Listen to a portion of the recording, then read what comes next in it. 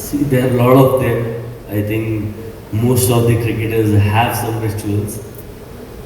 Like most of the time when I'm entering the field, I put my left foot forward always, and that is one of it. Okay. Like, and every cricketer has it. I think Saurav sir has lot of superstition. Always he used to follow it.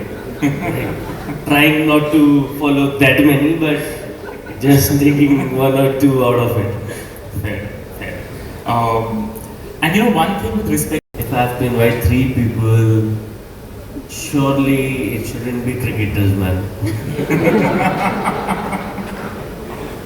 I think one would be Roger Federer. Uh-huh. I think the way he plays, I really enjoy it. Second would be Cristiano Ronaldo. Uh-huh. I like Messi more, but I feel I can learn a lot from Ronaldo because that's how he is. And third one, I think our Prime Minister, Modi sir. So I think I've got to learn from him. I think very early days, like my father wanted me to play cricket. He was a wicketkeeper batsman too. So that is where the dream actually started from. Later, I can say later because I started playing cricket when I was in class first.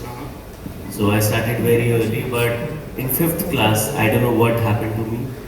I just went to my father and just told him that I want to play cricket professionally at fifth standard, and that is where I accepted that I'm going to play all the sport, but this is one sport I'm going to play professionally.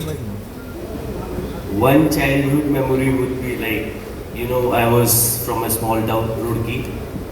There's IIT in Roorkee, that's what it's famous for. So we used to go to school every day. We used to ride bicycles and go to school.